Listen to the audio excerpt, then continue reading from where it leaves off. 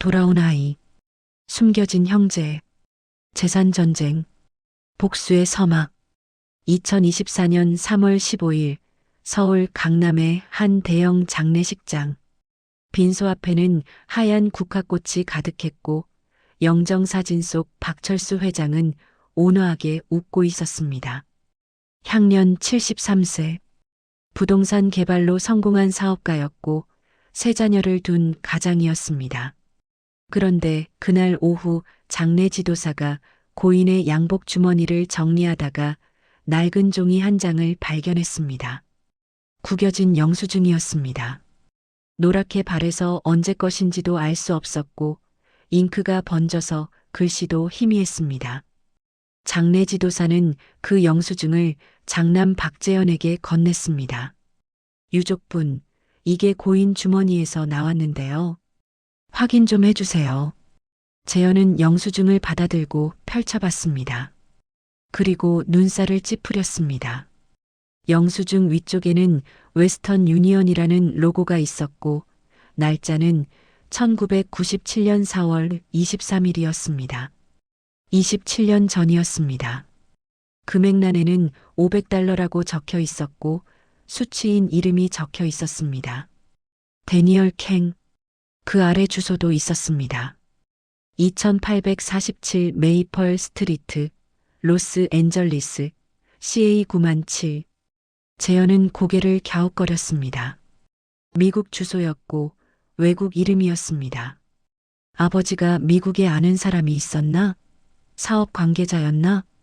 이게 뭐지? 그는 옆에 서 있던 여동생 박수진에게 영수증을 보여줬습니다. 누나, 이거 봐. 아버지 주머니에서 나왔대. 수진은 영수증을 받아들고 찬찬히 들여다봤습니다. 그녀의 얼굴에도 의아한 표정이 떠올랐습니다. 다니엘 강? 누구지? 아버지 아는 사람이야? 나도 몰라. 처음 듣는 이름인데. 그때 막내 박민석이 옆에서 끼어들었습니다. 뭐야? 뭔데? 수진이 민석에게도 영수증을 보여줬습니다. 민석은 영수증을 힐끗 보더니 피식 웃었습니다. 에이, 아버지 옛날 빚 아니야? 27년 전이면 우리 어렸을 때잖아. 사업하면서 빌린 돈이겠지 뭐. 재현도 고개를 끄덕였습니다. 그런가? 그치만 왜 이걸 지갑에 계속 넣고 다니셨을까? 수진이 어깨를 으쓱했습니다. 아버지 물건 정리하면서 옛날 사진이나 편지 같은 것도 많이 나왔잖아. 추억으로 간직하신 거 아닐까? 그래도 이상하네. $500면 그렇게 큰 돈도 아닌데. 민석이 다시 웃으며 말했습니다. 형, 그런 거 신경 쓸 때야? 장례 끝나고 유산 정리나 빨리 하자. 아버지 재산이 얼마나 되는데. 재현은 민석을 흘끗 쳐다봤습니다. 눈빛이 차가웠습니다. 민석은 항상 이랬습니다. 돈 이야기만 나오면 눈빛이 달라졌습니다. 야, 아버지 장례도 안 끝났는데 무슨 소리야. 아이고, 형. 위선 떨지 마.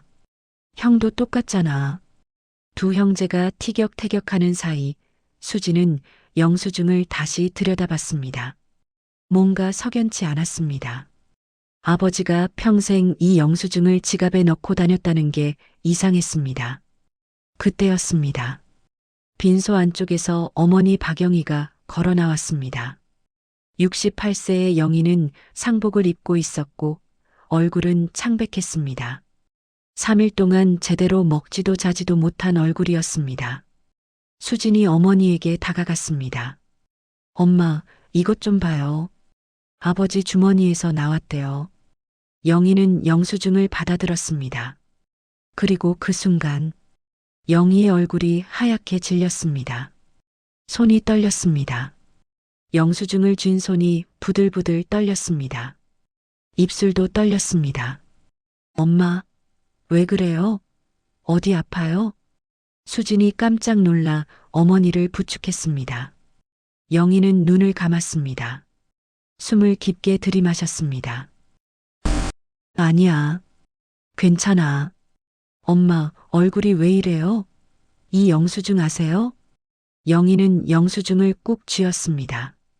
그리고 천천히 고개를 저었습니다. 몰라. 아무것도 아니란다.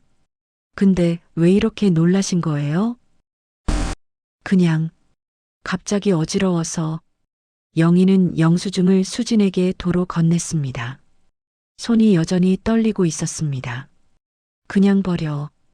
옛날 거라 중요한 거 아니야. 정말요? 그래. 버리라니까. 영희는 그렇게 말하고는 다시 빈소 안으로 들어가 버렸습니다. 걸음걸이가 휘청거렸습니다. 수지는 어머니의 뒷모습을 보며 고개를 갸웃거렸습니다. 뭔가 이상했습니다. 어머니의 반응이 너무 과했습니다. 단순히 옛날 빈 영수증이라면 저렇게까지 놀랄 이유가 없었습니다. 재현도 그걸 눈치챘습니다. 누나, 어머니 뭔가 아시는 것 같은데? 나도 그렇게 느꼈어. 저 영수증 보자마자 얼굴이 확 변하셨잖아. 민석이 다시 끼어들었습니다. 에이, 뭐 큰일이겠어. 그냥 옛날 일 생각나서 슬프신 거겠지. 어머니 지금 힘드시잖아. 하지만 수지는 고개를 저었습니다. 아니야. 슬픔이 아니었어. 그건 공포였어. 공포? 응. 어머니가 뭔가 무서워하셨어. 이 영수증을 보고 재현은 다시 영수증을 들여다봤습니다. 노란 종이, 흐릿한 글씨, 낯선 이름. 데니얼 캥. 이 이름이 대체 누구길래? 왜 아버지는 27년 동안 이 영수증을 지갑에 넣고 다녔을까? 왜 어머니는 이걸 보고 저렇게 놀랐을까? 재현은 영수증을 조심스럽게 접어서 자기 지갑에 넣었습니다. 일단 보관하자. 나중에 알아보고.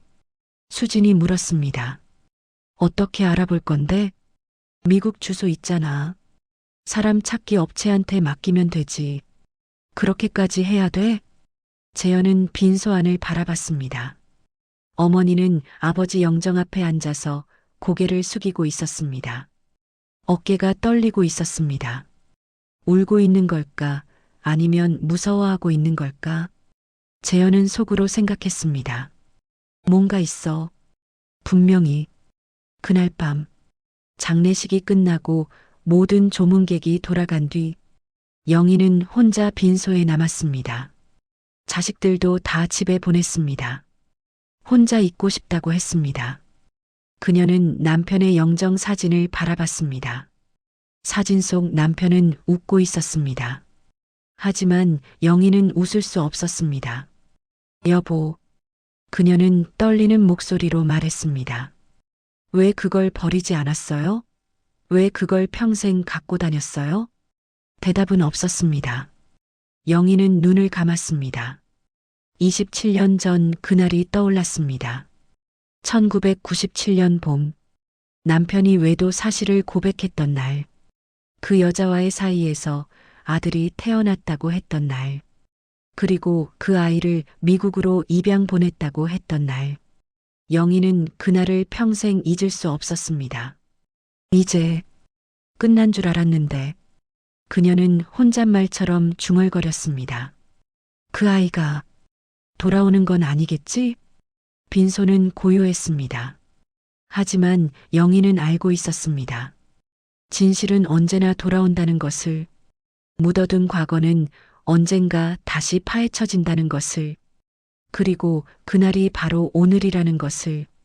49제가 끝난 다음 날 아침, 박재현의 집 초인종이 울렸습니다. 택배였습니다. 택배기사는 두툼한 등기우편 봉투를 건넸습니다. 발신인 이름이 없었습니다. 해외에서 온 우편이었습니다. 재현은 거실 소파에 앉아서 봉투를 뜯었습니다. 안에는 편지 한 장과 서류 몇 장이 들어 있었습니다. 편지를 펼쳤습니다. 영어로 쓰여 있었습니다. 재현은 천천히 읽기 시작했습니다. To the family of Park 찰마이너스 My name is Daniel Kang, also known as Kang min 마이너스. I am writing this letter to inform you that I am the son of Park 철-수. I was born in Seoul, South Korea. 안마치 8, 1992. When I was 5 years old, I was sent to the United States for adoption. I recently discovered the truth about my birth family through adoption records.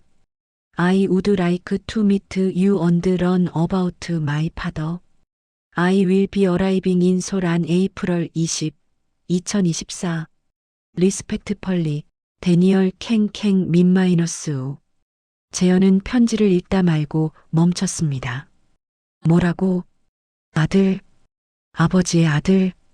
그는 다시 읽었습니다. 천천히 단어 하나하나 확인하면서 박철수의 아들, 강민우, 1992년생, 5살 때 미국 입양. 재현의 손이 떨렸습니다. 이게 무슨 소리야? 아버지한테 다른 아들이 있었다고? 그것도 입양을 보냈다고? 재현은 급히 동봉된 서류들을 뒤졌습니다. 입양 증명서 4본, DNA 검사 신청서, 그리고 사진 한 장. 사진 속에는 30대 초반으로 보이는 동양인 남성이 있었습니다. 검은 머리, 날카로운 눈매, 차가운 표정. 그런데 이상하게도 낯익었습니다. 재현은 사진을 들여다봤습니다. 아버지를 닮았습니다. 눈매가 똑같았습니다. 재현은 휴대폰을 들었습니다. 여동생 수진에게 전화를 걸었습니다. 누나, 지금 당장 우리 집으로 와. 민석이도 데리고. 왜? 무슨 일인데? 설명하기 길어. 일단 와. 빨리. 1시간 후. 재현의 집 거실에 세 남매가 모였습니다. 재현은 편지와 서류를 테이블 위에 펼쳐놓았습니다. 수진이 편지를 읽었습니다. 얼굴이 점점 굳어졌습니다. 이게 진짜야? 나도 믿기지 않아. 민석이 사진을 집어들었습니다. 아버지 닮았는데? 이거 합성 아니야? 재현이 고개를 저었습니다. DNA 검사 신청서도 같이 왔어. 이 사람 진짜 확인하려고 하는 것 같아 수진이 편지를 다시 읽었습니다. 4월 20일에 한국에 온다고? 그거 모레잖아. 응. 그럼 어떻게 할 건데? 재현은 잠시 생각했습니다. 머릿속이 복잡했습니다. 아버지한테 숨겨진 아들이 있었다? 그것도 입양을 보냈다? 어머니는 아셨을까? 아니, 분명히 아셨을 겁니다. 그래서 그날 영수증을 보고 그렇게 놀랐던 거겠죠. 일단 어머니한테 물어봐야 해. 수진이 고개를 저었습니다. 어머니가 말씀하실까? 지난번에도 아무것도 아니라고 하셨잖아. 그때는 몰랐으니까 그랬지. 이제 이런 편지까지 왔는데 계속 숨기실 순 없어. 민석이 갑자기 소리쳤습니다. 잠깐만. 이거 사기 아니야? 사기? 그래. 아버지 돌아가셨다는 거 알고 재산 노리고 접근하는 거잖아. 요즘 이런 사기 많다며. 재현도 그 생각을 했습니다. 그럴 가능성도 있었습니다. 하지만 그럼 어떻게 영수증을 알았겠어? 다니엘 강이라는 이름이 영수증에도 있었잖아. 민석이 입을 다물었습니다. 수진이 말했습니다. DNA 검사하면 되잖아. 그게 확실한 방법이야. 검사 결과 나오려면 시간 걸려. 그 사람 모레 온다며? 그럼 일단 만나봐야겠네. 재현은 고개를 끄덕였습니다. 그래. 만나서 직접 확인하자. 진짜인지 가짜인지. 그날 저녁, 세 남매는 어머니 영희의 집을 찾아갔습니다. 영희는 거실 소파에 앉아서 TV를 보고 있었습니다. 자식들이 함께 오자 의아해했습니다. 너희들 왜 다 같이 왔니? 재현이 편지를 꺼냈습니다. 엄마, 이거 좀 보세요. 영희는 편지를 받아들었습니다. 그리고 첫 줄을 읽자마자 편지가 바닥에 떨어졌습니다. 엄마. 수진이 어머니를 부축했습니다. 영희는 숨을 헐떡였습니다. 얼굴이 새하였습니다. 엄마, 괜찮으세요? 영희는 눈을 감았습니다. 그리고 천천히 고개를 끄덕였습니다. 진짜구나. 엄마, 이게 무슨 일이에요? 아버지한테 정말 다른 아들이 있었어요? 영희는 대답하지 않았습니다. 그저 눈물만 흘렀습니다. 재현이 물었습니다. 엄마 아셨어요? 이 일을? 한참을 침묵하던 영희가 입을 열었습니다. 알았어. 언제부터요? 처음부터. 수진이 놀라서 소리쳤습니다. 처음부터요? 그럼 왜 우리한테 말 안 하신 거예요? 말할 수 없었어. 왜요? 영희는 고개를 저었습니다. 너희가 알 필요 없다고 생각했어. 이미 끝난 일이라고 생각했어. 재현이 차갑게 말했습니다.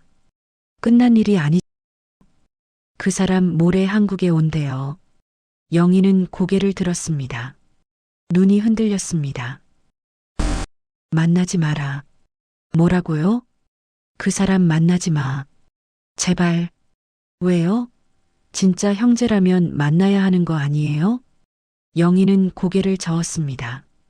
그 사람은 너희 형제가 아니야. 민석이 비웃었습니다. 무슨 소리예요? 아버지 아들이면 형제잖아요. 법적으로는 아니야. 입양 보냈으니까 가족 관계가 끊어진 거야. 재현이 냉정하게 말했습니다. 그래도 피는 못 속여요, 엄마. 그러니까 더 위험한 거야. 무슨 뜻이에요? 영희는 떨리는 손으로 편지를 집어들었습니다. 이 사람은 복수하러 온 거야. 복수요? 5살 때 버려졌잖아. 원망할 거 아니니. 그래서 돌아온 거야. 우리를 무너뜨리러. 수진이 고개를 저었습니다. 아니에요, 엄마. 편지 봐요. 그냥 아버지에 대해 알고 싶다고 했잖아요. 순진하구나, 수진아. 사람은 말과 마음이 다른 법이야. 재현이 물었습니다. 그럼 어떻게 하라는 거예요? 만나지 마. 무시해. 그럼 그 사람도 포기하고 돌아갈 거야. 만약 안 돌아가면요? 영희는 대답하지 못했습니다. 재현은 결심한 표정으로 말했습니다. 전 만날 거예요. 재현아, 확인해야죠. 진짜인지 가짜인지, 그리고 진짜라면 뭘 원하는지. 수진도 고개를 끄덕였습니다. 저도 만날래요. 궁금해요. 민석은 주저했지만 결국 동의했습니다. 나도 가야겠다. 혼자 두면 형한테 당할 것 같아. 영희는 자식들을 말렸지만 소용없었습니다. 이미 결정된 일이었습니다. 이틀 후 4월 20일 오후 3시 인천공항 입국장. 세 남매는 도착 게이트 앞에서 기다렸습니다. 손에는 데니얼 캥이라고 쓴 피켓을 들고 있었습니다. 사람들이 우르르 나왔습니다. 그리고 한 남자가 걸어 나왔습니다. 검은 머리, 키 180cm, 날씬한 체격. 검은색 티셔츠에 청바지, 백팩 하나, 선글라스를 쓰고 있었습니다. 그는 피켓을 보고 걸어왔습니다. 세 남매 앞에 섰습니다. 선글라스를 벗었습니다. 날카로운 눈매, 차가운 표정, 그리고 아버지와 똑같은 얼굴. 재현은 숨이 멎었습니다. 수지는 입을 벌렸습니다. 민석은 한 발 뒤로 물러섰습니다. 그 남자가 입을 열었습니다. 유창한 한국어였습니다. 안녕하세요. 강민우입니다. 재현은 가까스로 대답했습니다. 박재현입니다. 민우가 손을 내밀었습니다. 만나서 반갑습니다. 형님. 재현은 그 손을 보았습니다. 악수를 해야 할까? 거부해야 할까? 결국 그는 악수를 했습니다. 손이 차가웠습니다. 민우가 미소 지었습니다. 하지만 그 미소는 눈까지 닿지 않았습니다. 재현은 직감했습니다. 어머니 말이 맞았어. 이 사람은 복수하러 온 거야. 민우가 말했습니다. 오랜만에 고향에 왔네요. 27년 만입니다. 그는 공항 밖을 바라봤습니다. 서울의 하늘이 보였습니다. 많이 변했네요. 하나도 기억이 안 나요. 수진이 조심스럽게 물었습니다. 어디 가실 거예요? 호텔 잡으셨어요? 네. 강남에 예약했습니다. 그럼 언제 다시 만날까요? 민우가 재현을 똑바로 쳐다봤습니다. 내일 뵐 수 있을까요? 할 이야기가 많습니다. 무슨 이야기요? 우선 DNA 검사부터 하고 싶습니다. 서로 확신을 가져야죠. 재현이 고개를 끄덕였습니다. 좋습니다. 그리고 민우가 잠시 멈췄습니다. 아버지 유산 이야기도 해야 할 것 같습니다. 순간 공기가 얼어붙었습니다. 민석이 벌떡 소리쳤습니다. 뭐, 유산? 민우는 침착하게 대답했습니다. 저도 아버지 아들입니다. 법적 권리가 있습니다. 재현의 얼굴이 굳었습니다.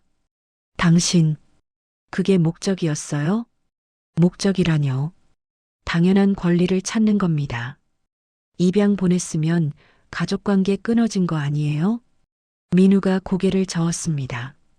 입양 특례법 개정됐습니다. 2013년부터는 입양아도 생가 부모 상속권 있습니다. 제 변호사가 확인했습니다. 변호사. 벌써 변호사까지 준비했다. 재현은 주먹을 꽉 쥐었습니다. 수진이 떨리는 목소리로 물었습니다. 그럼 얼마를 원하시는 건데요? 민우가 미소 지었습니다. 여전히 차가운 미소였습니다. 법대로 하겠습니다. 4분의 1. 4분의 1? 네. 저도 자식이니까요. 형님, 누님, 민석 씨. 우리 넷이서 나눠야죠. 민석이 고함쳤습니다. 말도 안 돼. 넌 가족도 아니잖아. 민우가 민석을 쳐다봤습니다. 눈빛이 날카로웠습니다. 가족이 뭔데요? 뭐, 피 섞였으면 가족인가요? 그럼 저도 가족이죠. 넌 버려진 거잖아. 민우의 표정이 굳었습니다. 그렇죠. 버려졌죠. 그는 천천히 말했습니다. 5살 때 비행기에 태워져서 이름도 모르는 나라로 보내졌죠. 한국말도 못하는 사람들한테 팔려갔죠. 그건 가족이라는 사람들이 저를 버렸어요. 그런데 이제 와서 가족 아니라고요? 재현이 끼어들었습니다. 우린 몰랐어요. 우리도 오늘 처음 안 거예요. 상관없습니다. 민우가 냉정하게 말했습니다. 아버지가 저를 버렸어요. 그리고 아버지 재산이 있어요. 전 제 몫을 찾으러 왔습니다. 그는 백팩을 메고 돌아섰습니다. 내일 오전 10시 제 변호사 사무실로 오세요. 주소 문자 보내드리겠습니다. 잠깐. 재현이 불렀지만 민우는 멈추지 않았습니다. 그는 그렇게 걸어갔습니다. 공항 밖으로, 서울로. 세 남매는 그 자리에 얼어붙어 있었습니다. 재현은 생각했습니다. 끝났어. 우리 가족은 이제 끝이야. 수지는 생각했습니다. 재산이 4분의 1이나 줄어들다니. 민석은 생각했습니다. 안 돼. 저놈한테 줄 순 없어. 절대로. 그리고 저 멀리. 택시에 탄 민우는 창밖을 바라보며 혼잣말을 했습니다. 이제 시작이야. 그의 손에는 낡은 영수증이 쥐어져 있었습니다. 27년 동안 기다렸습니다. 이제 돌아왔습니다. 복수를. 다음 날 오전 10시 강남의 한법률사무소 법무법인 정의 12층 회의실. 세 남매는 나란히 앉아 있었습니다. 맞은편에는 강민우와 그의 변호사 김태준이 앉아 있었습니다. 김태준은 40대 중반의 냉철한 인상을 가진 변호사였습니다. 테이블 위에는 서류들이 쌓여 있었습니다. 고 박철수의 재산 목록, 가족관계 증명서, 입양 관련 서류들. 김태준 변호사가 입을 열었습니다. 먼저 DNA 검사 결과부터 말씀드리겠습니다. 그는 서류 한 장을 꺼내 테이블 중앙에 놓았습니다. 긴급 검사 의뢰했고 어제 저녁 결과 나왔습니다. 일치율 99.9%. 강민우 씨는 고 박철수 씨의 친아들이 맞습니다. 재현은 서류를 집어들었습니다. 숫자들을 확인했습니다. 부정할 수 없었습니다. 수진이 떨리는 목소리로 물었습니다. 그럼 정말 상속권이 있다는 건가요? 네. 입양특례법 제36조에 따르면 입양아도 생가 부모에 대한 상속권을 가집니다. 2013년 법 개정 이후부터입니다. 민석이 소리쳤습니다. 그건 말도 안 돼요. 30년 전에 입양 보냈는데 왜 지금 와서 권리가 있어요? 김태준 변호사가 침착하게 대답했습니다. 법은 소급 적용됩니다. 현행법상 권리가 있으면 과거 입양권도 적용됩니다. 그럼 아버지가 유언장에 이 사람 이름 안 넣었으면 어떻게 돼요? 유언장 없으면 법정 상속 적용됩니다. 배우자 50%, 자녀들이 50%를 균등 분할합니다. 재현이 계산했습니다. 아버지 재산 총 100억, 어머니가 50억, 나머지 50억을 자녀 넷이서 나누면 한 명당 12억 5천. 원래는 셋이서 나눠서 16억씩 받을 수 있었는데 재현은 이를 악물었습니다. 변호사님, 입양 보낸 사람은 가족 아니잖아요. 법적으로 관계 끊어진 거 아니에요? 친권은 끊어졌지만 혈연은 안 끊어집니다. 그래서 상속권은 유지됩니다. 이건 불합리해요. 법이 그렇습니다. 민우가 처음으로 입을 열었습니다. 형님, 전 그냥 제목만 받으면 됩니다. 욕심 부리지 않을게요. 재현이 민우를 쏘아봤습니다. 뭐? 당신이 무슨 몫이 있어요? 혈연상 몫이요. 혈연? 30년 동안 한 번도 안 본 사람이. 민우가 빙그레 웃었습니다. 안 본 게 제 잘못인가요? 버린 건 아버지였는데. 우린 몰랐다니까요. 그건 저한테 중요하지 않습니다. 재현은 주먹을 쥐었습니다. 때리고 싶었습니다. 하지만 참았습니다. 수진이 끼어들었습니다. 민우 씨, 솔직히 말해요. 돈 때문에 온 거 맞죠? 민우가 수진을 쳐다봤습니다. 반은 맞고 반은 틀렸습니다. 무슨 뜻이에요? 처음엔 진짜 궁금했어요. 내 뿌리가 뭔지, 왜 버려졌는지, 아버지가 어떤 사람인지. 민우는 잠시 멈췄습니다. 그런데 알아보니까 실망스럽더라고요. 뭐가요? 아버지는 성공한 사업가였죠. 돈도 많았고요. 그런데 자기 아들은 5살 때 버렸어요.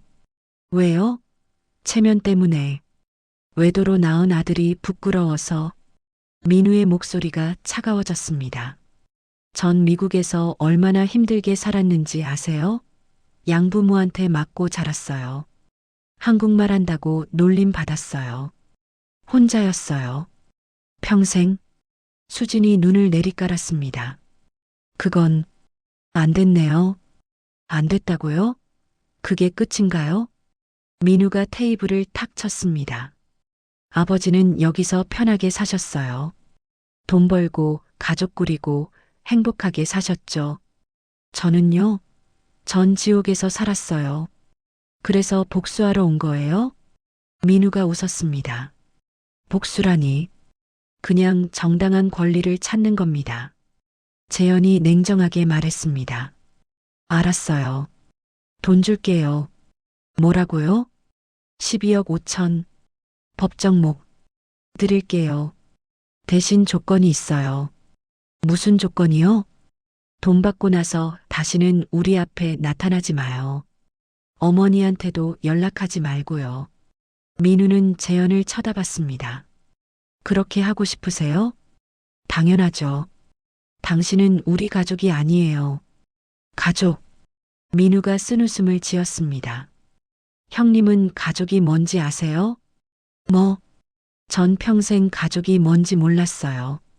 양부모는 절 때렸고, 친구는 없었고, 혼자 살았어요. 그러다 어른이 돼서 생각했죠. 내 진짜 가족은 어디 있을까? 민우는 창밖을 바라봤습니다. 한국에 와서 알아봤어요. 아버지가 누군지, 형제가 누군지, 그리고 기대했어요. 반가워할까? 안아줄까? 그는 다시 재현을 쳐다봤습니다. 근데 형님은 저한테 뭐라고 했죠? 우리 가족 아니다. 돈 주고 꺼져라. 재현은 입을 다물었습니다. 민우가 일어났습니다. 알았어요. 돈 받을게요. 12억 5천. 정확히 계산해서 주세요. 언제까지요? 한 달. 한 달 안에 계좌로 입금해 주세요. 알았어요. 민우는 백팩을 메고 돌아섰습니다. 아, 그리고 그가 뒤돌아봤습니다.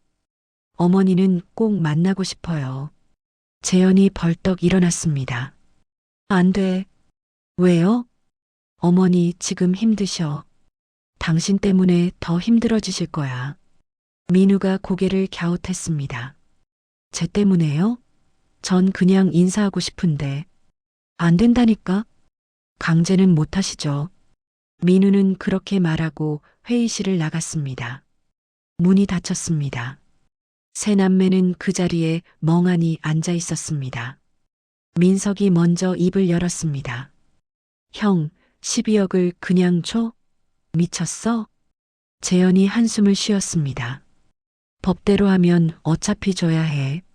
소송하면 시간만 걸리고 변호사 비용만 나가. 그래도 빨리 끝내는 게 나아. 저 인간 오래 볼수록 짜증나. 수진이 조심스럽게 물었습니다. 그런데 오빠, 12억 어떻게 마련할 거야? 현금이 그렇게 많아? 재현은 대답하지 못했습니다. 사실이었습니다. 아버지 재산 대부분이 부동산이었습니다. 현금은 많지 않았습니다. 부동산 팔아야지. 어떤 걸? 강남 빌딩. 수진이 놀랐습니다. 그거 팔면 우리 수입 줄어들잖아. 어쩔 수 없어. 12억 만들려면. 민석이 끼어들었습니다. 나도 돈 필요한데. 내 몫은 언제 받아? 재현이 민석을 쏘아봤습니다. 야, 지금 그게 중요해? 저 인간 처리하는 게 먼저잖아. 그래도 난 빚이 있다고. 닥쳐. 두 형제가 티격태격했습니다. 수지는 한숨을 쉬었습니다. 이러다가 우리끼리 싸우겠네. 그날 밤, 재현은 집에 돌아와서 서재에 앉았습니다. 책상 위에는 아버지 재산 목록이 펼쳐져 있었습니다. 부동산 70억, 현금 10억, 주식 20억, 총 100억. 재현은 계산기를 두드렸습니다. 어머니 목 50억 빼고 남은 50억을 넷이 나누면 자기 목 12억 5천. 근데 민우한테 12억 5천 줘야 하면 자기 몫이 거의 다 날아갑니다. 재현은 이를 악물었습니다. 안 돼. 이렇게 끝날 순 없어. 그는 휴대폰을 들었습니다. 누군가에게 전화를 걸었습니다. 여보세요? 김 변호사님? 저 박재현입니다. 아, 재현 씨. 무슨 일이세요? 저 유언장 하나 만들 수 있을까요? 유언장요? 재현 씨 유언장이요? 아니요. 저희 아버지 유언장이요. 전화 너머로 침묵이 흘렀습니다. 재현 씨, 그건 위조입니다. 알아요. 그래도 방법이 있을까요? 만나서 이야기합시다. 같은 시각, 수지는 남편 몰래 옛날 휴대폰을 꺼냈습니다. 불륜 상대와 주고받은 메시지들이 가득한 휴대폰. 그녀는 메시지를 하나하나 지웠습니다. 민우가 알면 큰일 나. 그리고 민석. 그는 사채업자한테 전화를 걸었습니다. 형님, 저요. 돈 곧 갚을게요. 한 달만 기다려주세요. 한 달? 야, 너 지금 나 갖고 노는 거야? 아니에요. 진짜요. 아버지 유산 나오면 바로 갚을게요. 유산? 얼마나 받는데? 12억? 12억? 진짜? 네. 그러니까 한 달만요. 알았어. 근데 이자 붙는다? 네, 네. 알았어요. 전화를 끊었습니다. 민석은 한숨을 쉬었습니다. 12억 받으면 빚 갚고 새 차 사고 주식 투자하고 그런데 민우 그 새끼한테 12억을 준다고? 민석은 주먹을 쥐었습니다. 안 돼. 방법을 찾아야 해. 저 새끼 몫을 줄여야 해. 그리고 그날 밤 강민우는 호텔방에 혼자 앉아 있었습니다. 창밖으로 서울 야경이 보였습니다. 화려한 불빛들. 민우는 손에 든 영수증을 바라봤습니다. 데니얼 캥. 27년 전 아버지가 자기한테 보낸 송금 영수증. 500달러. 고작 500달러. 그게 전부였습니다. 민우는 영수증을 구겼습니다. 500달러로 양심 산 거야, 아버지. 그는 창밖을 보며 중얼거렸습니다. 이제 시작이야. 진짜는 이제부터야. 그의 눈빛은 차가웠습니다. 복수는 이제 시작입니다. 일주일이 지났습니다. 그 일주일 동안 세 남매는 민우를 피했습니다. 전화도 받지 않았고 만나자는 제안도 거절했습니다. 하지만 민우는 포기하지 않았습니다. 그는 매일 문자를 보냈습니다. 어머니를 뵙고 싶습니다. 한 번만 시간 내주세요. 저도 가족입니다. 재현은 그 문자들을 보고 짜증이 났습니다. 하지만 무시했습니다. 그런데 어느 날 밤 재현의 휴대폰이 울렸습니다. 어머니였습니다. 엄마, 재현아. 영희의 목소리가 떨리고 있었습니다. 왜요? 무슨 일이에요? 그 아이가 집에 왔어. 뭐라고요? 민우가 지금 여기 있어. 재현은 벌떡 일어났습니다. 제가 지금 갈게요. 아니야. 괜찮아. 뭐가 괜찮아요? 그 인간이 엄마한테 뭐라고 했어요? 아무 말 안 했어. 그냥 앉아 있어. 뭐?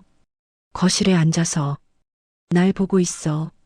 재현은 옷을 챙겨 입으며 말했습니다. 10분 안에 갈게요. 아무 말도 하지 마세요. 전화를 끊고 집을 뛰쳐나갔습니다. 영희의 집까지는 차로 15분 거리였습니다. 재현은 속도 위반을 하며 달렸습니다. 현관문을 열고 들어갔습니다. 거실에 불이 켜져 있었습니다. 소파에 민우가 앉아 있었습니다. 맞은편에 영희가 앉아 있었습니다. 둘 다 말이 없었습니다.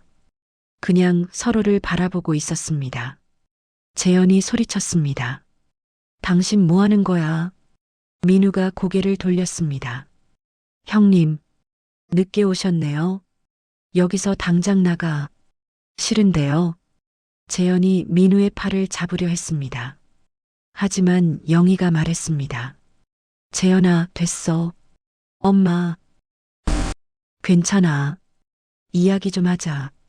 재현은 어머니를 쳐다봤습니다.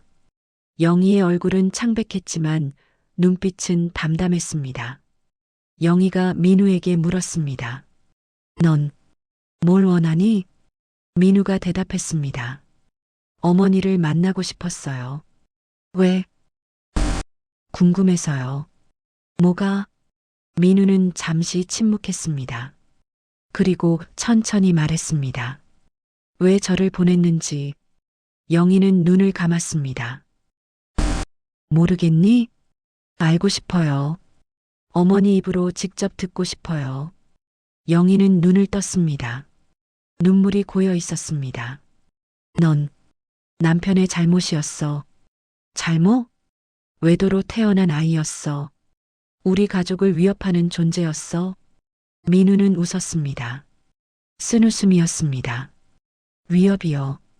5살 아이가? 그래. 그래서 미국으로 보낸 거예요? 영희가 고개를 끄덕였습니다. 남편이 결정했어. 나는 동의했고. 동의요? 그래. 나도 원했어. 넌 없어져야 했어. 민우의 얼굴이 굳었습니다. 재현이 끼어들었습니다. 엄마, 무슨 말을. 하지만 영희는 계속 말했습니다. 미안하다고 말 안 할 거야. 난 후회 안 해. 그때는 그게 최선이었어. 민우가 물었습니다. 그럼 지금은요? 지금도 제가 없어져야 한다고 생각하세요? 영희는 대답하지 않았습니다. 민우가 일어났습니다. 알겠어요. 솔직해서 고마워요. 그는 백팩을 메고 현관으로 향했습니다. 영희가 불렀습니다. 민우야. 민우가 멈췄습니다. 넌 불행했니? 민우는 뒤돌아보지 않았습니다. 네. 많이? 상상도 못할 만큼요. 영희의 목소리가 떨렸습니다. 미안하구나. 거짓말 마세요. 후회 안 한다고 하셨잖아요. 후회는 안 해. 근데 미안하긴 해. 민우가 웃었습니다. 그게 무슨 차이예요? 모르겠구나. 민우는 문을 열고 나갔습니다. 문이 닫혔습니다. 재현은 어머니를 쳐다봤습니다. 엄마, 왜 그런 말을 하신 거예요? 영희는 소파에 주저앉았습니다. 사실이니까. 그래도 너무 잔인하잖아요. 잔인한 건 현실이야, 재현아. 영희는 눈물을 닦았습니다. 그 애한테 거짓말하고 싶지 않았어. 어차피 들킬 거 솔직하게 말하는 게 나아. 그리고 영희는 재현을 쳐다봤습니다. 이제 더 이상 숨길 수 없을 것 같아. 뭐요? 영희는 일어나서 안방으로 들어갔습니다. 잠시 후 낡은 일기장을 들고 나왔습니다. 이게 뭐예요? 내 일기야. 1997년부터 쓴 거. 재현은 일기장을 받아들었습니다. 가족 표지가 낡았습니다. 왜 이걸요? 읽어봐. 그럼 다 알 거야. 뭐요? 민우에 관한 모든 것. 재현은 일기장을 펼쳤습니다. 1997년 4월 20일. 오늘 남편이 고백했다. 다른 여자가 있다고. 아들을 낳았다고. 5살이라고. 재현은 숨이 멎었습니다. 계속 읽었습니다. 나는 이혼하고 싶었다. 하지만 아이들이 있었다. 재현이, 수진이, 민석이. 이 아이들을 위해서 참아야 했다. 남편은 그 아이를 입양 보내겠다고 했다. 미국으로. 한국에 있으면 언젠가 들킬 거라고. 나는 동의했다. 아니, 요구했다. 당장 보내라고. 내 눈앞에서 사라지게 하라고. 재현은 페이지를 넘겼습니다. 1997년 4월 23일. 오늘 그 아이가 떠났다. 남편이 공항까지 데려갔다. 나는 안 갔다. 보고 싶지 않았다. 남편은 울고 있었다. 하지만 나는 안 울었다. 후회도 안 했다. 이게 최선이었다. $500 송금했다고 한다. 양부모한테. 그게 끝이라고. 재현은 일기장을 덮었습니다. 엄마, 이게. 영희가 말했습니다. 그래.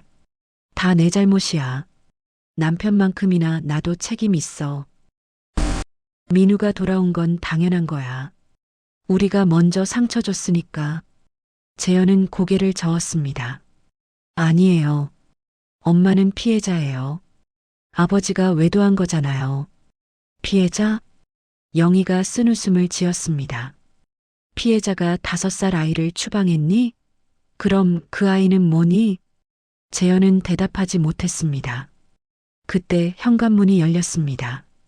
수진과 민석이 들어왔습니다. 오빠, 무슨 일이래? 민우가 엄마 집에 왔다며. 수진이 숨을 헐떡이며 소리쳤습니다. 이미 갔어. 뭐라고 했대? 재현은 일기장을 수진에게 건넸습니다. 이거 읽어봐. 수진은 일기장을 받아들고 읽기 시작했습니다. 표정이 점점 굳어졌습니다. 민석도 옆에서 같이 읽었습니다. 한참 후 수진이 고개를 들었습니다. 눈물이 흐르고 있었습니다. 엄마, 이게 진짜예요? 영희가 고개를 끄덕였습니다. 민석이 소리쳤습니다. 그럼 우리는요? 우린 아무것도 몰랐잖아요.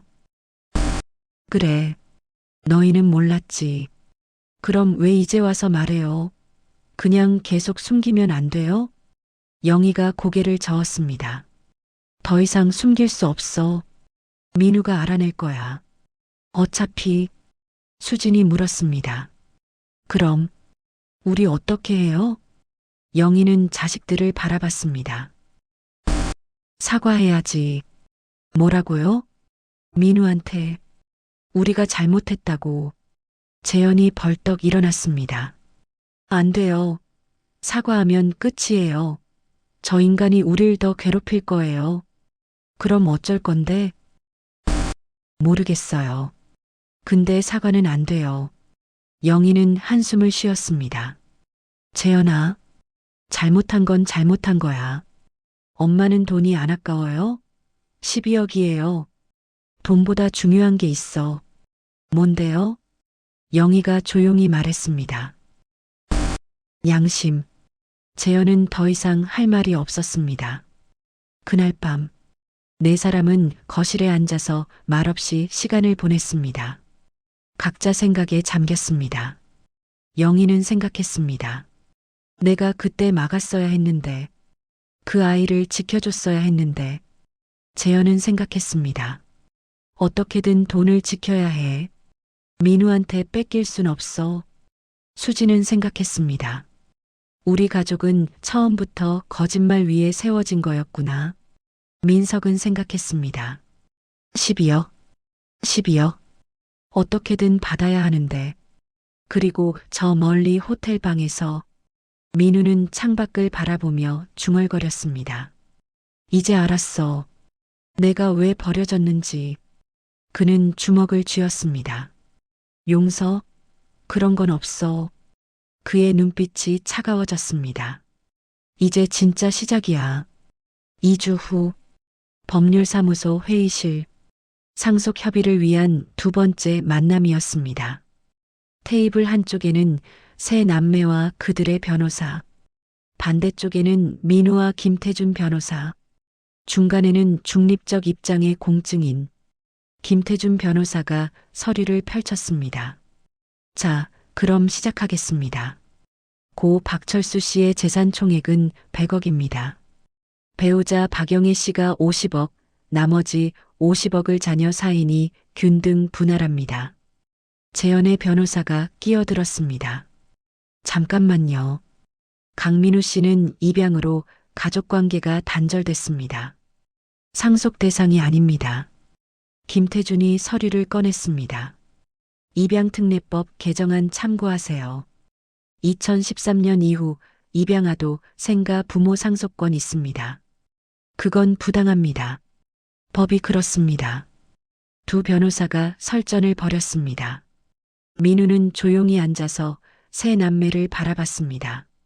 재현은 이를 악물고 있었습니다. 수지는 손톱을 물어뜯고 있었습니다. 민석은 다리를 떨고 있었습니다. 민우는 속으로 생각했습니다. 다들 초조하네. 돈이 그렇게 중요해? 1시간 동안 논쟁이 이어졌습니다. 결국 공증인이 결론을 내렸습니다. 법적으로 강민우 씨에게 상속권이 있습니다. 이에 있으면 법원에 소송하세요. 재현이 주먹을 쥐었습니다. 알겠습니다. 김태준이 말했습니다. 그럼 각자 12억 5천씩 받는 걸로 합의하시죠. 한 달 안에 드리겠습니다. 좋습니다. 그럼 계약서 작성하고. 그때였습니다. 민우가 처음으로 입을 열었습니다.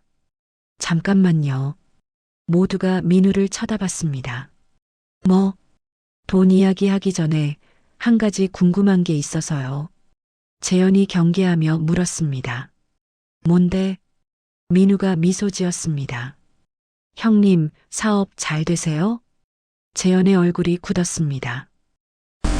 무슨 소리야? 제가 조사를 좀 했거든요. 형님 회사 말이에요.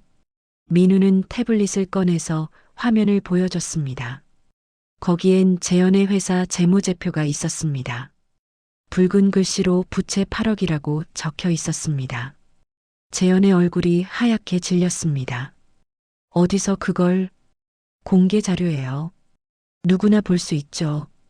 민우는 페이지를 넘겼습니다. 2023년 사업 실패, 투자금 회수 실패, 현재 부채 8억. 맞죠? 재현은 대답하지 못했습니다. 민우가 계속했습니다. 그래서 아버지 유산이 절실하신 거군요. 빚 갚으려고. 닥쳐. 아, 그리고 수진 누나. 민우가 수진을 쳐다봤습니다. 수진이 움찔했습니다. 왜?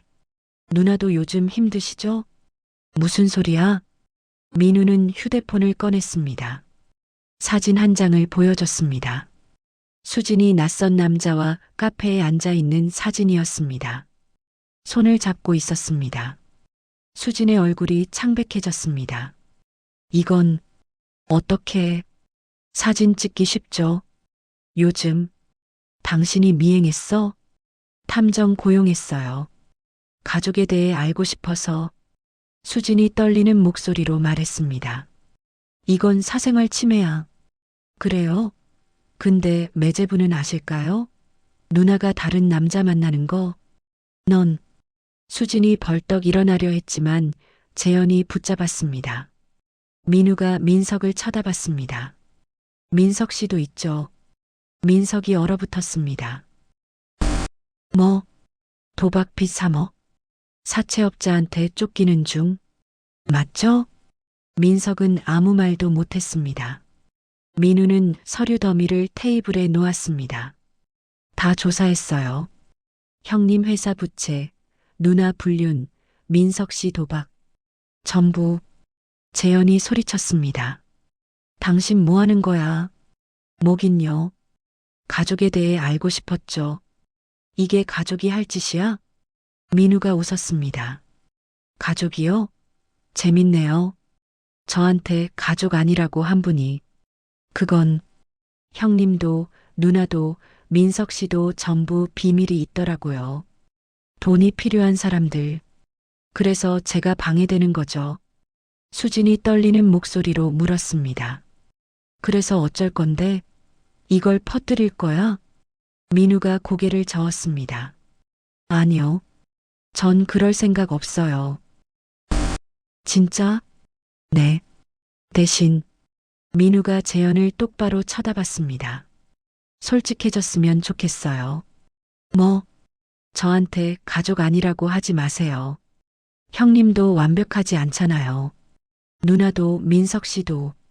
재현은 입을 다물었습니다. 민우가 계속했습니다. 우린 다 똑같아요. 다 문제 있고, 다 힘들고, 다 돈이 필요하고. 그런데 왜 저만 배척해요? 그건 피가 섞였잖아요. 같은 아버지 자식이잖아요. 그런데 왜 저는 가족이 아니에요? 재현은 대답하지 못했습니다. 수진도 민석도 입을 다물었습니다. 민우가 일어났습니다. 알았어요. 돈 받을게요. 12억 5천. 그리고 다시는 안 볼게요. 그는 백팩을 메고 문으로 향했습니다. 재현이 불렀습니다. 잠깐. 민우가 멈췄습니다. 미안해. 민우가 뒤돌아봤습니다. 뭐라고요? 미안하다고. 내가 너무했어. 재현의 목소리가 떨렸습니다. 넌 가족이 맞아. 내가 인정 안 하려고 했던 거야. 돈 때문에. 수진도 고개를 숙였습니다. 나도 미안해. 내가 불쌍해서가 아니라 돈이 아까워서 너를 밀어냈어. 민석도 작은 목소리로 말했습니다. 나도 미안. 민우는 그들을 바라봤습니다. 그리고 조용히 말했습니다. 됐어요. 이제 와서 사과해도 소용없어요. 민우야, 전 평생 혼자였어요. 가족이 뭔지 몰랐어요. 그런데 이제 와서 가족이라고 하면 뭐가 달라져요? 재현은 대답하지 못했습니다. 민우가 문을 열었습니다. 돈 챙겨서 드릴게요. 한 달 안에. 그게 끝이에요. 민우야, 그렇게 하지 마. 하지만 민우는 나가버렸습니다.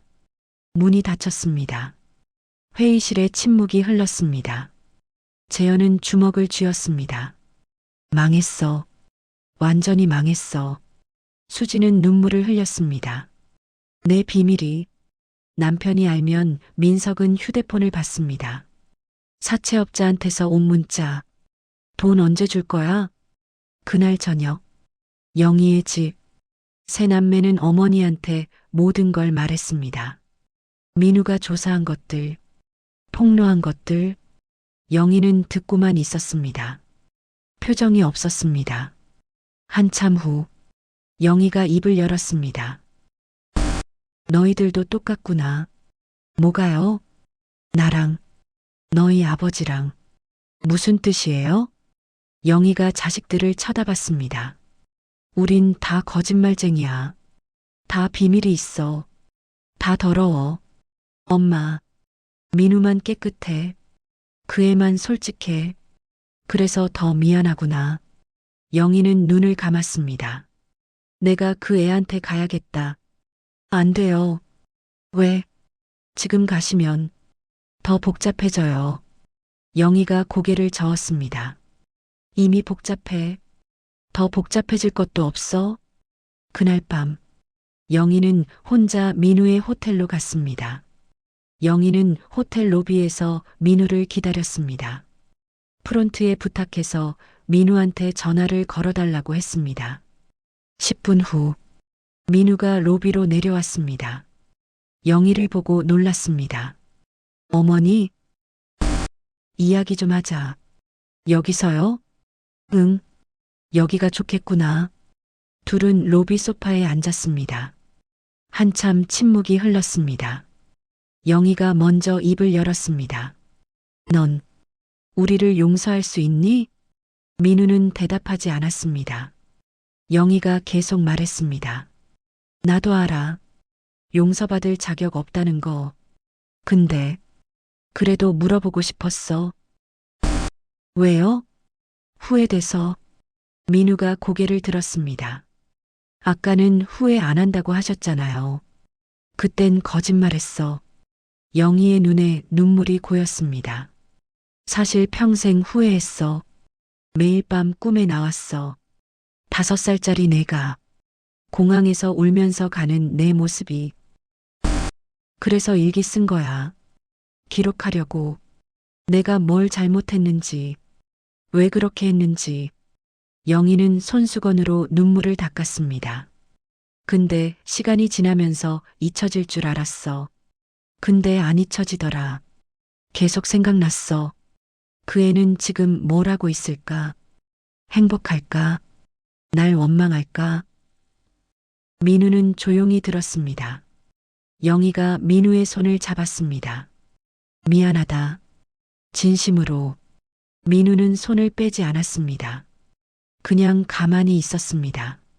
한참 후, 민우가 입을 열었습니다. 저, 양부모한테 맞았어요. 그랬구나. 매일이요. 이유 없이. 그냥 화풀이로. 영희는 눈물을 흘렸습니다. 민우가 계속했습니다. 학교에서도 놀림 받았어요. 입양하라고. 버려진 애라고. 친구도 없었어요. 혼자 밥 먹고, 혼자 놀고, 혼자 울었어요. 민우의 목소리가 떨렸습니다. 밤마다 생각했어요. 왜 날 버렸을까? 내가 뭘 잘못했을까? 나쁜 애였을까? 영희는 울었습니다. 넌 나쁜 애 아니었어. 그럼 왜 버렸어요? 우리가 나빴어. 우리가 이기적이었어. 민우는 고개를 숙였습니다. 어릴 땐 이해가 안 됐어요. 근데 어른이 돼서 알았어요. 전 그냥 불편한 존재였던 거죠. 민우야, 괜찮아요. 이제 익숙해요. 영희는 민우를 꼭 안았습니다. 미안해. 정말 미안해. 민우는 영희의 품에서 가만히 있었습니다. 처음이었습니다. 누군가한테 안겨본 게 따뜻했습니다. 하지만 늦었습니다. 너무 늦었습니다. 민우는 영희를 밀어냈습니다. 이제 됐어요. 민우야, 용서는 못해요. 어머니도 형들도. 그래, 당연하지. 민우가 일어났습니다. 돈 받고 떠날게요. 그게 나아요. 정말 그게 좋겠니? 민우는 대답하지 않았습니다. 영희가 물었습니다. 넌 뭘 원하니? 진짜로. 민우는 잠시 생각했습니다. 그리고 조용히 말했습니다. 사랑받고 싶었어요. 뭐, 가족한테 인정받고 싶었어요. 내가 우리 가족이야라는 말 듣고 싶었어요. 민우의 눈에 눈물이 고였습니다. 근데 아무도 안 해줬어요. 다들 돈 이야기만 했어요. 영희는 가슴이 찢어지는 것 같았습니다. 미안하다. 이제 늦었어요. 민우는 로비를 나갔습니다. 영희는 그 자리에 주저앉았습니다. 그날 이후 상황은 급격히 나빠졌습니다. 먼저 재현이 무너졌습니다. 회사 거래처에서 연락이 왔습니다. 재현 씨, 소문 들었어요. 아버지 유산 상속 분쟁 중이라며? 네. 그럼 재무 상태 불안정하겠네요. 거래 좀 보류할게요. 잠깐만요. 전화가 끊어졌습니다. 그렇게 하나둘 거래처가 떨어져 나갔습니다. 재현의 회사는 휘청거렸습니다. 수진도 무너졌습니다. 남편이 알았습니다. 불륜 사실을. 수진아, 이게 뭐야? 남편이 민우가 찍은 사진을 보여줬습니다. 어떻게 익명으로 우편왔어. 이게 진짜야? 수진은 대답하지 못했습니다. 남편은 이혼 서류를 내밀었습니다. 서명해. 여보, 잠깐만. 서명하라고. 수진은 울면서 서명했습니다. 민석도 무너졌습니다. 사채업자가 집으로 찾아왔습니다. 돈 언제 줄 거야? 한 달만요. 한 달 뒤에 유산 나와요. 한 달? 이자 얼마인 줄 알아? 알아요. 갚을게요. 믿을 수 없는데? 담보 내놔. 뭐요? 차 압류할게. 차는 안 돼요. 하지만 사채업자는 강제로 차 열쇠를 빼앗았습니다. 민석은 무릎 꿇고 빌었지만 소용없었습니다. 그리고 마침내 언론이 움직였습니다. 재벌가 숨겨진 아들, 상속 전쟁, 30년 만에 돌아온 입양아, 100억 요구, 뉴스가 터졌습니다. 박철수 회장의 비밀, 입양 보낸 아들, 가족 간 갈등, 모두 공개됐습니다. 박씨 집안은 하루아침에 구설수에 올랐습니다. 영희는 집에서 나올 수 없었습니다. 기자들이 문 앞에 진을 쳤습니다. 세 남매도 마찬가지였습니다. 재현의 회사는 더 큰 타격을 받았습니다. 수지는 친구들한테 연락이 끊겼습니다. 민석은 사람들 만나기가 두려웠습니다. 가족은 완전히 무너졌습니다. 그날 밤, 네 사람은 영희의 집에 모였습니다. 거실은 어두웠습니다. 불을 켜지 않았습니다. 영희가 말했습니다. 이제 어떻게 하지? 아무도 대답하지 않았습니다. 재현이 고개를 들었습니다. 법정까지 가는 거예요? 모르겠어. 민우가 물러서지 않을 것 같은데요. 그럼 어쩌겠니? 수진이 울먹였습니다. 엄마, 우리 이제 어떻게 살아요? 다들 우릴 손가락질해요. 참아야지. 언제까지요? 모르겠어. 민석이 말했습니다. 차라리 민우한테 다 주고 끝내는 게 나을 것 같아요. 재현이 소리쳤습니다. 미쳤어? 100억을? 그럼 어쩔 건데? 이렇게 계속 싸울 거야? 영희가 고개를 들었습니다. 너희들 원망하니? 나를? 세 자식은 대답하지 않았습니다. 영희가 울었습니다. 미안하다. 다 내 잘못이야. 엄마, 내가 그때 민우를 지켰어야 했어. 그랬으면 이런 일 없었을 텐데. 재현이 어머니를 안았습니다. 엄마 잘못 아니에요. 고맙구나. 그렇게 네 사람은 서로를 안고 울었습니다. 가족이 무너지고 있었습니다. 그리고 민우는 호텔 방에서 창밖을 바라보고 있었습니다. 뉴스를 봤습니다. 자기 이야기가 나오는 걸 웃었습니다. 이제 시작이야. 그는 휴대폰을 들었습니다. 누군가한테 전화를 걸었습니다. 다음 단계로 넘어가죠. 복수는 계속됩니다. 한 달이 지났습니다. 법정, 서울가정법원 3층 대법정. 박철수 상속 분쟁 사건 첫 재판일이었습니다. 원고석에는 강민우와 김태준 변호사, 피고석에는 박재현, 박수진, 박민석과 그들의 변호사, 방청석에는 기자들이 가득했습니다. 카메라 플래시가 터졌습니다. 판사가 입장했습니다. 피고 측 입장 들어보겠습니다. 재현의 변호사가 일어났습니다.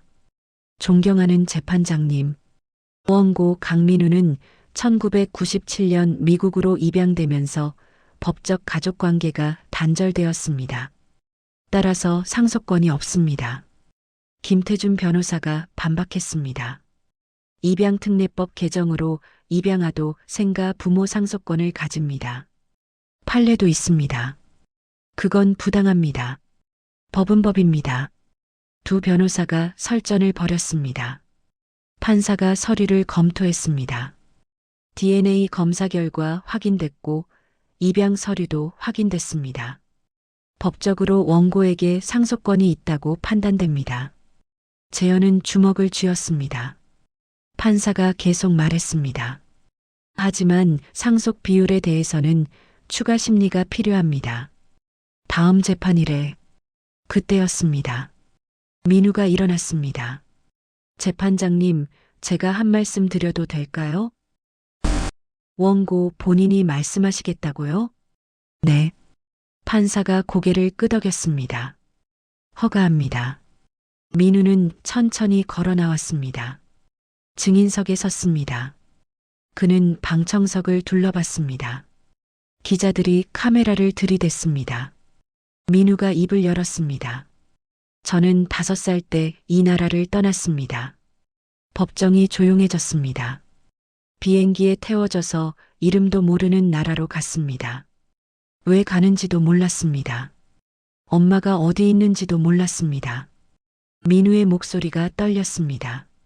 미국에서 양부모한테 입양됐습니다. 처음엔 좋았습니다. 밥도 주고 방도 있었으니까요. 그는 잠시 멈췄습니다. 근데 얼마 안 가서 달라졌습니다. 양아버지가 술 먹고 저를 때렸습니다. 이유는 없었습니다. 그냥 화풀이였습니다. 재현은 고개를 숙였습니다. 학교에서도 괴롭힘 당했습니다. 중국인, 일본인 놀림받았습니다. 한국인이라고 말해도 아무도 몰랐습니다. 민우는 눈물을 닦았습니다. 밤마다 울었습니다. 엄마, 왜 날 버렸어? 아빠, 왜 날 안 찾아와? 매일 물었습니다. 방청석에서 흐느끼는 소리가 들렸습니다. 18살 때 입양 서류를 봤습니다. 거기 쓰여 있더군요. 생부모 정보 비공개. 찾을 수 없었습니다. 민우가 재현을 쳐다봤습니다. 그런데 작년에 법이 바뀌었습니다. 입양아도 생가 찾을 수 있게. 그래서 신청했습니다. 그는 서류를 들어 올렸습니다. 그리고 알았습니다. 제 아버지가 박철수, 성공한 사업가, 100억 재산, 세 자녀. 민우의 목소리가 차가워졌습니다. 저는 궁금했습니다. 왜 저만 버렸을까? 다른 자식들은 키우면서 재현은 고개를 들 수 없었습니다. 알아보니 간단했습니다. 저는 외도로 태어난 아이였습니다. 부끄러운 존재였습니다. 그래서 버려진 겁니다. 민우가 웃었습니다. 쓴웃음이었습니다. 5살짜리가 무슨 죄가 있습니까? 태어난 게 죄입니까? 아무도 대답하지 못했습니다. 민우가 판사를 쳐다봤습니다. 저는 법적 권리를 찾으러 왔습니다. 12억 5천, 제 몫입니다. 하지만 그는 잠시 멈췄습니다. 정말 원했던 건 돈이 아니었습니다. 그럼 뭡니까? 가족이었습니다. 민우의 눈에 눈물이 고였습니다. 전 평생 혼자였습니다. 가족이 뭔지 몰랐습니다. 그래서 한국에 왔습니다. 내 가족을 만나보자. 형이랑 누나랑 동생이랑. 그는 세 남매를 돌아봤습니다. 근데 날 반긴 사람은 아무도 없었습니다. 다들 돈 걱정만 했습니다. 쟤한테 얼마 줘야 해? 어떻게 쫓아내지? 수진이 눈물을 흘렸습니다. 그래서 깨달았습니다. 저는 이 가족한테 필요 없는 존재구나. 돈만 가져가는 도둑이구나. 민우는 고개를 저었습니다. 좋습니다. 그렇게 생각하신다면 법대로 하겠습니다. 그는 서류 더미를 꺼냈습니다. 이건 제가 조사한 겁니다. 박철수 회장의 사업 내역, 탈세 의혹, 비자금 조성, 재판정이 술렁였습니다. 아버지는 생전에 많은 불법을 저질렀습니다. 세금 포탈, 횡령, 뇌물. 증거가 다 있습니다. 김태준 변호사가 서류를 판사에게 제출했습니다. 재현이 벌떡 일어났습니다. 잠깐, 이건 명예훼손이야. 민우가 재현을 쳐다봤습니다. 명예요? 아버지한테 무슨 명예가 있습니까? 5살 아들 버린 사람한테? 넌 이 서류들 언론에 공개하겠습니다.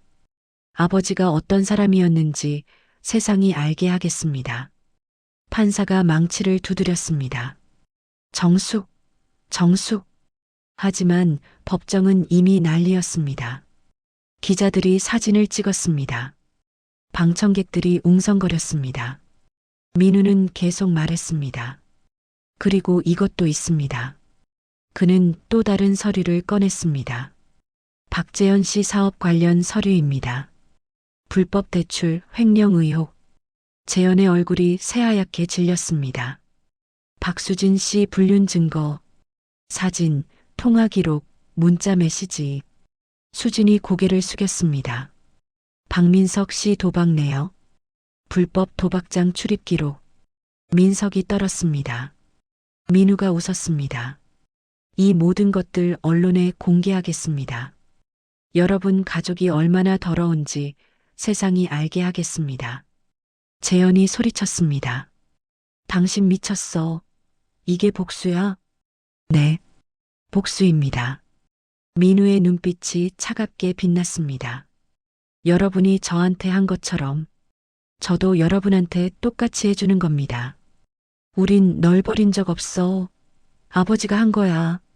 상관없습니다. 여러분도 똑같습니다. 저를 밀어냈으니까. 재현은 말을 잇지 못했습니다. 민우가 판사를 쳐다봤습니다. 재판장님, 전 제 권리를 찾겠습니다. 12억 5천이 아니라 50억 전부. 뭐라고? 어머니 목 빼고 나머지 전부. 그게 제가 받아야 할 겁니다. 김태준 변호사가 놀라서 민우를 쳐다봤습니다. 강 씨, 그건 괜찮습니다. 전 이기고 싶습니다. 판사가 망치를 두드렸습니다. 오늘 재판은 여기까지입니다. 다음 재판일에 계속하겠습니다.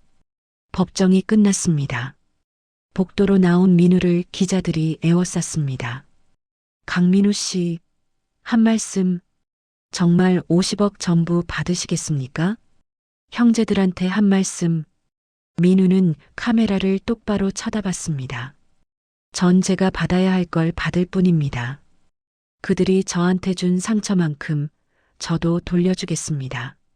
그날 저녁, 뉴스는 민우의 발언으로 도배됐습니다. 입양아의 복수, 50억 요구, 박철수 회장 비리 의혹 제기, 가족 간 전면전, 박씨 집안은 완전히 무너졌습니다. 재현의 회사는 주가가 폭락했습니다. 거래처가 전부 떨어져 나갔습니다. 수지는 남편한테 버림받았습니다. 친구들도 등을 돌렸습니다. 민석은 사채업자한테 쫓겨다녔습니다. 숨을 곳이 없었습니다. 영희는 집에서 나올 수 없었습니다. 기자들이 24시간 감시했습니다. 그날 밤, 영희의 집, 네 사람은 거실에 모여 있었습니다. TV에서는 민우의 인터뷰가 나오고 있었습니다. 전 복수하고 있습니다. 제게 한 것을 돌려주고 있을 뿐입니다. 재현이 리모컨을 집어던졌습니다. 미친 새끼. 수진이 울었습니다. 우리 이제 어떻게 살아요? 민석이 떨었습니다.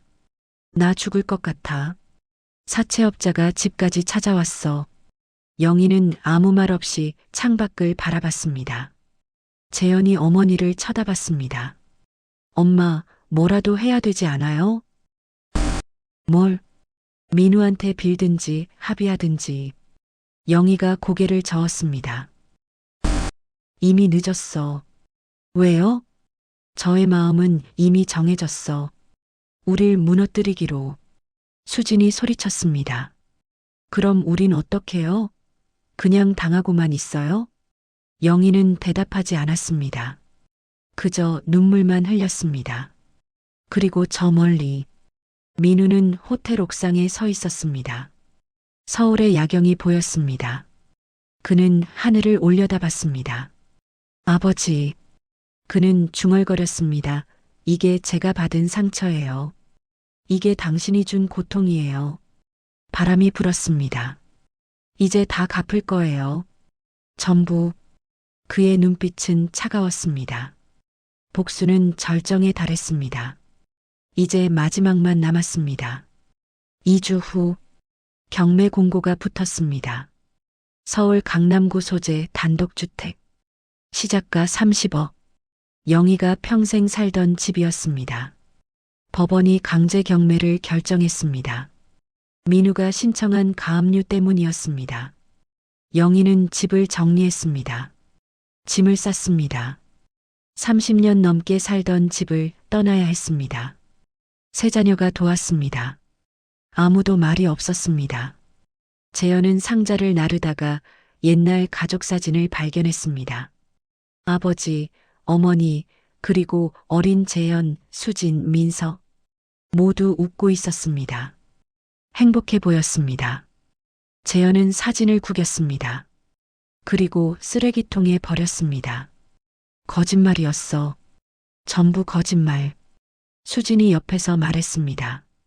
오빠, 우리 정말 나쁜 사람이었을까? 모르겠어. 난 그냥 평범하게 살고 싶었을 뿐인데. 재현은 대답하지 않았습니다. 민석이 들어왔습니다. 형, 엄마가 부르셔. 세 남매는 어머니 방으로 갔습니다. 영희는 침대에 앉아 있었습니다. 손에는 오래된 일기장이 있었습니다. 앉아라. 세 자녀가 바닥에 앉았습니다.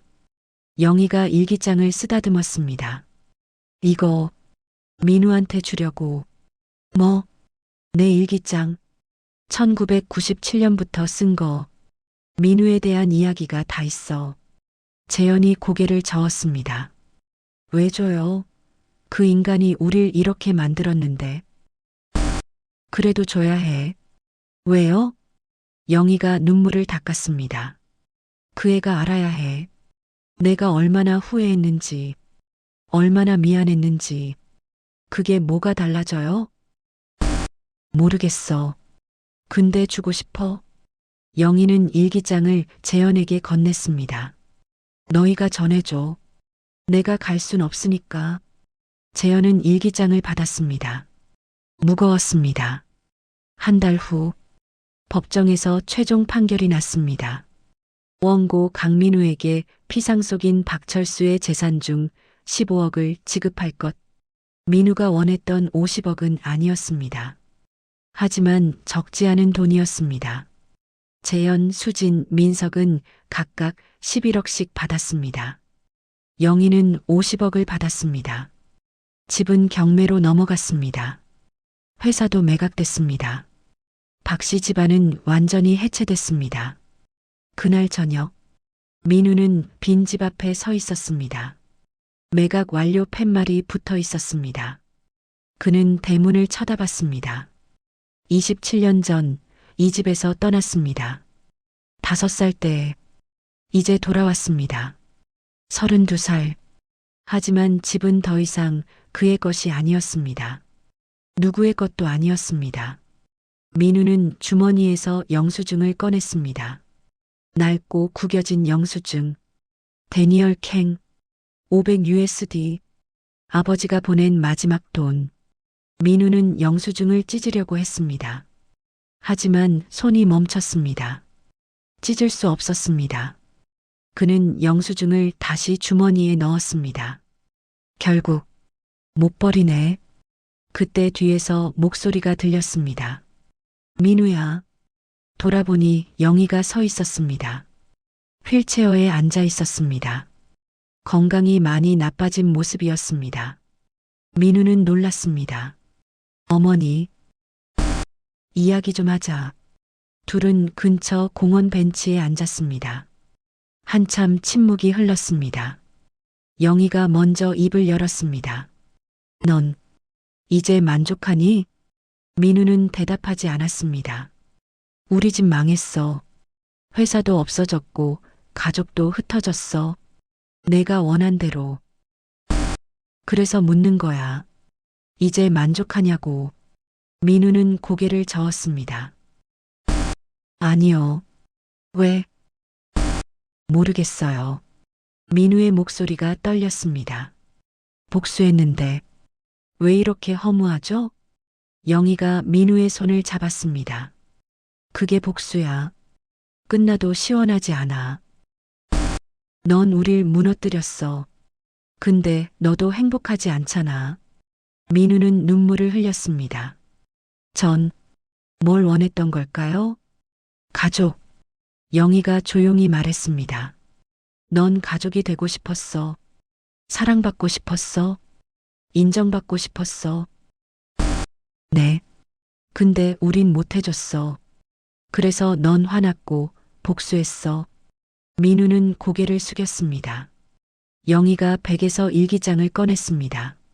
이거 너 주려고 가져왔어. 뭐예요? 내 일기장.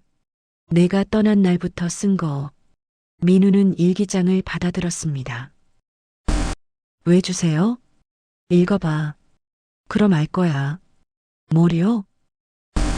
내가 널 얼마나 생각했는지. 민우는 일기장을 펼쳤습니다. 1997년 4월 24일. 어젯밤 잠을 못 잤다.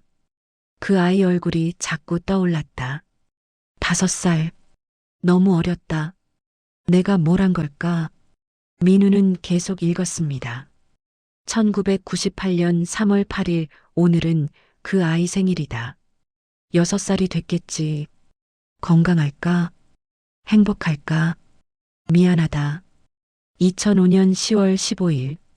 뉴스에서 입양아 학대 사건을 봤다. 가슴이 찢어졌다. 혹시 그 애도 아니길. 제발. 2015년 12월 25일. 크리스마스다. 그 애는 어디서 뭘 하고 있을까? 23살. 대학생일까? 이제 날 원망할까? 2024년 1월 1일. 새해다. 올해는 용기를 내야겠다. 그 애를 찾아야겠다. 사과하고 싶다. 민우는 일기장을 덮었습니다. 눈물이 멈추지 않았습니다. 어머니, 미안하다. 평생 미안했어. 영희도 울었습니다. 넌 나쁜 애가 아니었어. 우리가 나빴어. 우리가 이기적이었어. 민우는 영희를 안았습니다. 전 복수하고 싶었던 게 아니었어요. 알아. 그냥 인정받고 싶었어요. 넌 우리 가족이야라는 말 듣고 싶었어요. 영희가 민우의 머리를 쓰다듬었습니다. 넌 우리 가족이야. 늦었지만 이제라도 말할게. 넌 우리 가족이야. 민우는 영희의 품에서 울었습니다. 27년 만에 처음으로 어머니의 품에서 한참을 울었습니다. 해가 지고 있었습니다. 석양이 두 사람을 비췄습니다. 영희가 물었습니다. 민우야, 이제 어떻게 할 거니? 민우는 눈물을 닦았습니다. 모르겠어요. 한국에 남을 거니? 미국으로 돌아갈 거니? 민우는 하늘을 올려다봤습니다. 아직 모르겠어요. 그래. 천천히 생각해. 영희는 휠체어를 밀어달라고 했습니다. 집에 갈게. 제가 모셔다 드릴게요. 고맙구나. 민우는 영희의 휠체어를 밀었습니다. 천천히 걸었습니다. 영희가 말했습니다. 민우야. 네. 우리 다시 시작할 수 있을까? 민우는 잠시 생각했습니다. 그리고 조용히 대답했습니다. 모르겠어요. 근데 시도는 해볼 수 있을 것 같아요. 영희가 웃었습니다. 그걸로 충분해. 두 사람은 천천히 걸어갔습니다. 그렇게 석양 속으로 3개월 후 민우는 작은 카페를 열었습니다. 서울 홍대 근처였습니다. 간판에는 데니얼즈 카피라고 쓰여 있었습니다. 카페는 작았지만 따뜻했습니다. 민우는 바리스타가 됐습니다. 손님들에게 커피를 만들어줬습니다. 어느 날 오후 카페 문이 열렸습니다. 재현이 들어왔습니다. 민우는 놀랐습니다. 형님? 재현은 어색하게 웃었습니다. 커피 한 잔만. 무슨 거요? 아메리카노. 민우는 커피를 만들었습니다. 재현에게 건넸습니다. 여기요. 고마워. 두 사람은 잠시 침묵했습니다. 재현이 먼저 입을 열었습니다. 미안해. 민우는 고개를 들었습니다. 뭐가요? 다 너한테 한 것 전부. 난 형으로서 최악이었어. 돈만 생각했어. 내 마음은 안 봤어.